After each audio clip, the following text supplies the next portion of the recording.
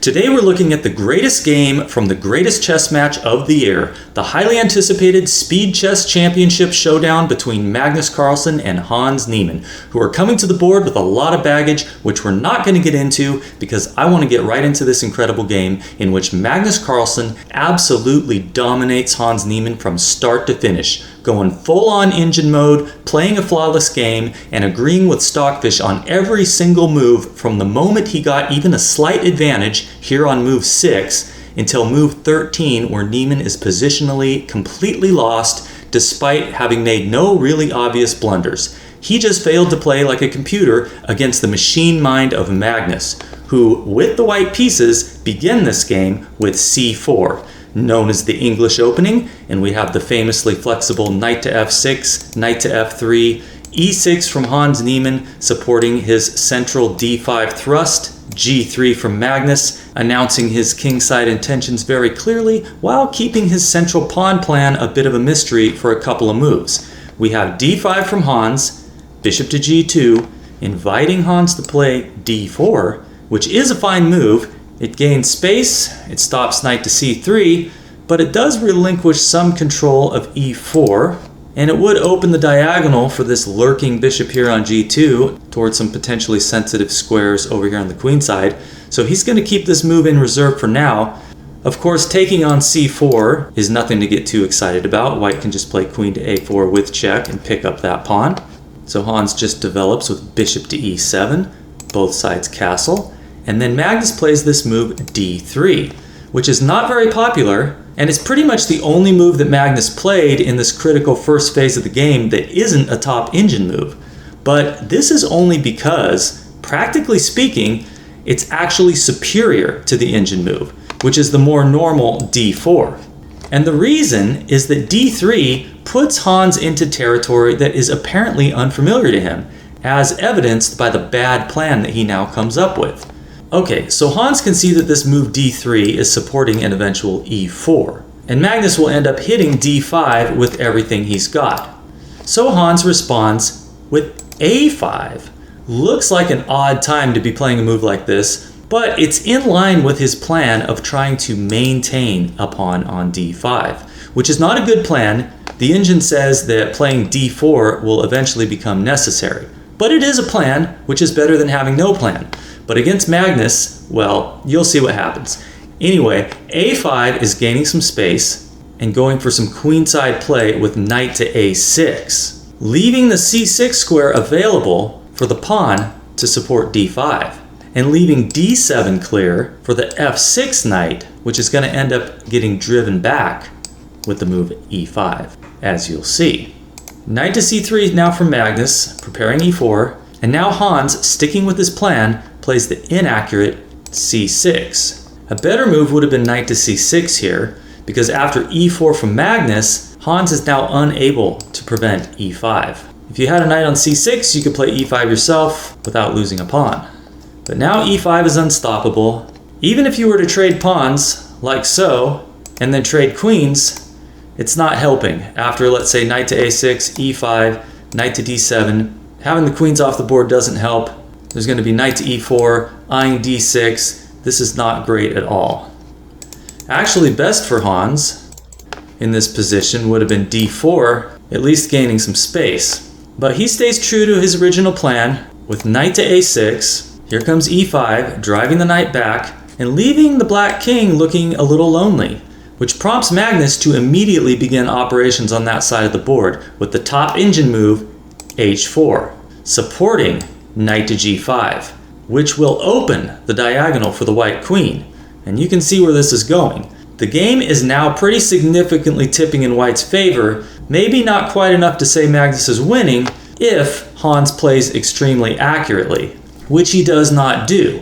The engine is suggesting knight to c7, going for the immediate queenside expansion, but Hans plays b6. He's just going to calmly develop his bishop to b7, blissfully unaware of just how much danger he's in. We have rook to e1 from Magnus, defending e5, so that the knight will be free to jump into g5 at its leisure without losing a pawn. And again, knight to c7 is probably best, but after bishop to b7, Magnus decides to wait on knight to g5. because while it is a strong move, at this point, it's not the top engine move. And Magnus, being committed to only playing top engine moves for this entire game, instead plays, pause the video if you'd like to try to find white's best move in this position, which is, in 3, 2, 1, c takes d5, giving Hans Niemann two options which are both unpleasant. And the one that is most obviously unpleasant is actually the one he should play, which is the perfect recipe for a losing blunder. So what he should play here is e takes d5, allowing knight to d4, headed for f5, looking scary, also ideas of e6, but black does have the queenside pawn majority to work with, and you can play knight to c5, and after the knight goes to f5, you got bishop to c8. At least you've given your bishop a diagonal.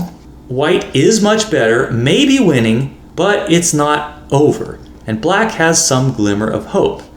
But now let's contrast that to what Hans played in the game, which was c takes d5, a serious blunder. And Hans Niemann, after making only 12 moves, is already positionally lost, because Magnus now has d4, just shutting Hans down, preventing any knight to c5. His bishop on b7 has no good diagonal, blocked by his own pawn. He's got no good pawn break. Can't challenge the central structure with f6 because then e6 is weak. Magnus is just going to go to town here on the king side while Hans Niemann's queenside pieces are over here busy doing nothing. I mean, nothing that's coming quick enough. Hans tries bishop to c6. Okay, supporting b5 and then b4. Maybe put the bishop to b5 after that. But it's just too slow and irrelevant to the real fight, which is going to take place over here on the king side. Magnus finally gets in his knight to g5, queen h5 coming next. Now, black could try kicking the knight with h6, but it's not going to help. The knight will go to h3, and you still got to worry about queen to h5 and the potential bishop sacrifice on h6. And if you're wondering if king to h7 helps, it doesn't, because you have bishop to f1, going to redeploy to this diagonal here, and black has solved nothing. So Hans decides to do nothing about that knight on g5 and just goes forth with b5. Here comes queen to h5, threatening mate in 1. Hans doesn't want to push any of the pawns in front of his king, so the only alternative is to take out the knight with bishop takes g5, and we have bishop takes g5 by Magnus. Hitting the queen, Hans moves her towards the king side to e8. Now threatening to play f6.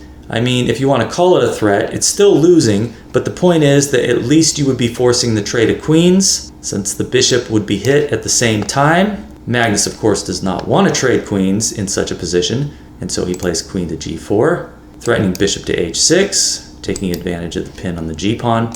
Hence the move king to h8 from Hans. And now, a very nuanced move from Magnus, who is not satisfied to play a strong move, a winning move, like knight to e2, going to f4, because it's not the absolute strongest move in the position, which is why he waits on that and throws in rook to c1. What's this? Why is he playing on the irrelevant queen side instead of focusing on his king side attack? Well, here's the thinking behind this move. You have a potential discovered attack on the undefended bishop. So if b4 is played, for example, you have knight to e4, hitting the bishop, threatening to come into d6. You don't want that. So as black, you probably need to take out the knight, but after rook takes c6, this is nasty. This pawn's going to drop with some checkmating threats around the corner. The rooks are going to be dominating this open file. So playing b4 is out. You got to do something about this unprotected bishop here, because knight e4 is a threat, and there's not a real convenient way to defend. Moving the bishop to b7 would just drop the pawn on b5. You could try rook to c8, but then there's bishop to f1 with the double attack on the b pawn, which cannot move because it is now pinned, that knight being undefended. So, what Hans tries is knight to b6. Now the queen is defending. But this move is not without its problems, as I'm sure many of you will immediately recognize. Hans is moving a piece away from his king side, which is under attack, taking protection off the very important f6 square. Now only defended by a pawn, which is enough for the moment, but that's not going to last. Magnus now plays knight to e2, and it's not hard to guess where that knight's going. Knight to b4 from Hans, going for the counterplay. He's got the double attack, threatening a fork right here, threatening the a-pawn. So on a different move and in a different game, this knight to b4 could have been a real winner. But here, it's of little consequence. Magnus plays knight to f4, defends against knight to d3, but does nothing about knight takes a2. Now played by Hans, hitting the rook on c1. Does Magnus care? No. It's irrelevant, and so he ignores it and plays the crushing knight to h5. No time to grab that rook on c1, for if knight takes c1, bishop to f6 would be a forced mate in 4. The g7 pawn is pinned, it's going to be captured, and it's going to be mate. Hans must defend the g7 point, and he does so with rook to g8.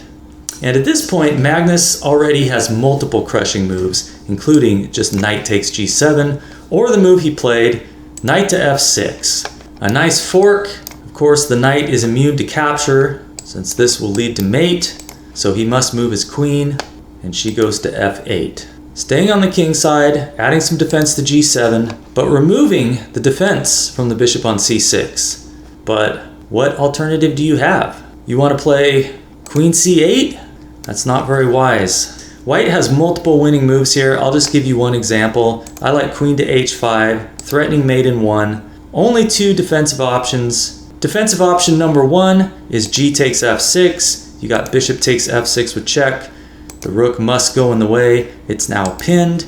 So you attack it further with queen takes f7, threatening to take with mate. You can only defend with the queen, and then after the big trade down on g7, the bishop on c6 falls, and white is winning, being up a piece. The other option back here is to play h6, and then we have queen takes f7. The threat here is queen back to g6 and then simply mate on h7. Taking the knight, of course, will lead to a checkmate. You can't do that. So you got to play something like knight to d7. You got to challenge this knight's position. But then just knight takes g8 will win a piece. The king can't take. If you take with the queen, then you're losing the bishop on c6. If you take on g5, then there's knight to e7, which hits the queen and also threatens queen to h5 checkmate. Just way too much firepower around the black king here, but I digress. Let's get back to what was actually played in the game, which was queen to f8, queen to h5 now from Magnus, threatening that checkmate in 1 on h7. So again, you can either capture the knight or you can play h6. Hans captured the knight. Let's look at h6. In this position, white can simply win with rook takes c6. It hits the undefended knight on b6. So black would not be getting his piece back, even if it was okay to capture the knight on f6, since bishop takes f6 would come with check, and the knight on b6 will fall next, even though bishop takes f6 isn't even the best response. Bishop takes h6 is even more crushing, so this is all hopeless for black. Played in the game was g takes f6, Magnus responds bishop takes f6 with check, the rook must go in the way, the bishop on c6 falls, hitting the knight on b6, it goes to c4. The material count is equal for the moment, but that rook on g7 is still pinned, so Magnus can grab that exchange anytime he wants to. So at this point, Hans Niemann decided to resign before Magnus had a chance to move. He knows he's definitely going to be down the exchange. Maybe he's looking at this move b3, which looks like a problem. There's not really a good square for this knight. You know, knight to a3, you have rook to a1, you're going to pick up a knight. Let's look at knight to d2, same kind of thing with rook to e2. If at any time you try to throw in the counterattack with knight to b4, well here white has rook to c7. Threatens to take on f7 since this rook is pinned, it's not helping defend. This would be really bad. So not even a glimmer of hope here for Hans Niemann. His resignation was quite timely. So what a beautiful and flawless performance by Magnus Carlsen, a positional masterpiece which couldn't really have been improved. Even his opening decision to play the funky d3 instead of d4 was really much more deadly than playing the mainline d4, which Hans would have been much more comfortable with, and could have relied on his opening prep for a lot longer before reaching uncharted waters. So thank you for joining me here today. Please hit the like button and subscribe to the channel if you're interested in seeing more content like this, and I will see you soon.